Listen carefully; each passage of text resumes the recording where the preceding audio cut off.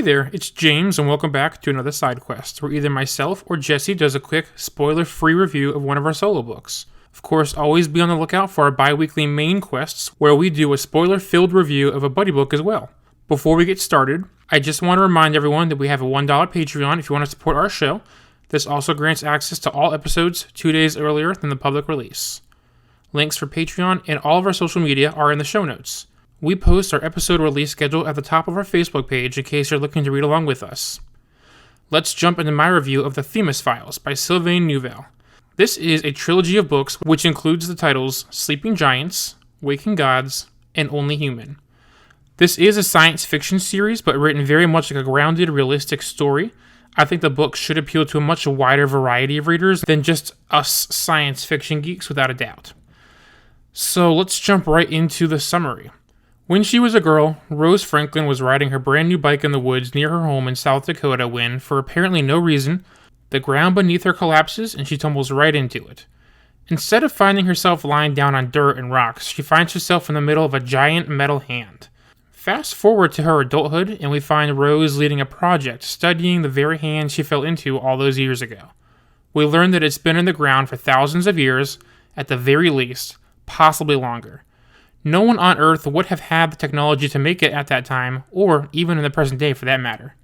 Was there a civilization on Earth so old that predates everything as we know it that was capable of developing this? Was it built by aliens and left behind? Of course, if there's a hand, then it's also safe to assume there's probably other body parts out there as well. But how does one go about finding them? What caused the ground to collapse in the first place that led Rose to the hand all those years ago? Is something waking them up? Was it a coincidence? With the help of a nameless man and an expert team, her goal is to solve these mysteries and find out what this could mean for the future, or for that matter, the past, of Earth. So straight away, the first thing you will notice is the way the books are written. The entire story is presented solely in the form of interviews, journal entries, files, and communication logs. At no point is the author describing anything to us in the usual style or format of a typical novel. About 80% of the first book is in fact all interview transcripts. The interviewer himself is nameless, even though the interviewees keep asking about his name and other personal information. They just know that he is the one running the show behind the scenes and providing all the resources needed for this project. Because the story is presented to us in the form of documents only, this leaves little room for the reader to gain insight into each character, unless the characters describe personal events out loud, or we get a rare glimpse into one of their journal entries. Between trying to learn about the characters in this unusual manner and piecing together the mystery of this giant metallic relic, the whole first book is basically one big puzzle to be solved, and it's a ton of fun. Pretty early on, the characters will, unsurprisingly, find out that there are indeed more body parts to be found buried deep within the earth. This is where things get even more interesting.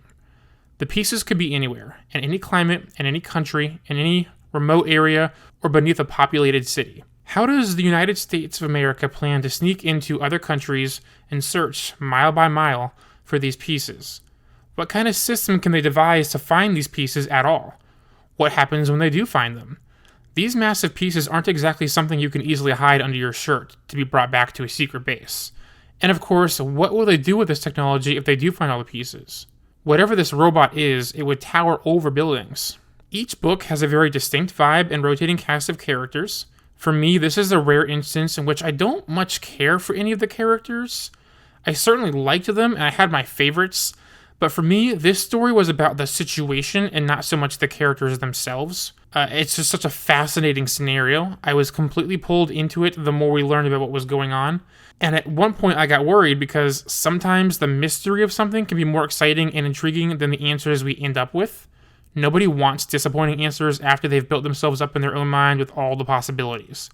I am happy to say that I was 90% satisfied, which is great. There's a sliver of dissatisfaction, but that sliver has to do with something in book 3. And since this is so spoiler heavy, that's not something that I can really get into. But this is in no way a deterrent, as I have read many other opinions on this book since finishing it, and I think others would disagree with my thoughts. Typically, I would love to get into more details and provide specific, spoiler-free examples of scenes that I enjoyed, or that showed exactly why you should consider picking this series up.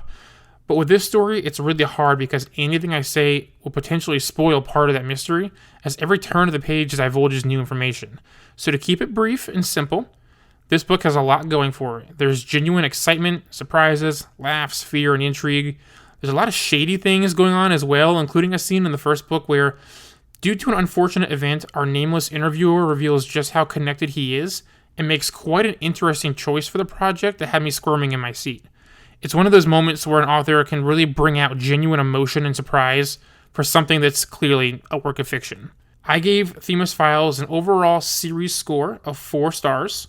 This series is a quick but exciting read with no moment becoming slow or boring. It is a ride I highly suggest taking and one that will stick around in your head long after you get off. I'm James, and thanks so much for checking out my review of the Themis Files by Sylvain Neuvel. Bye!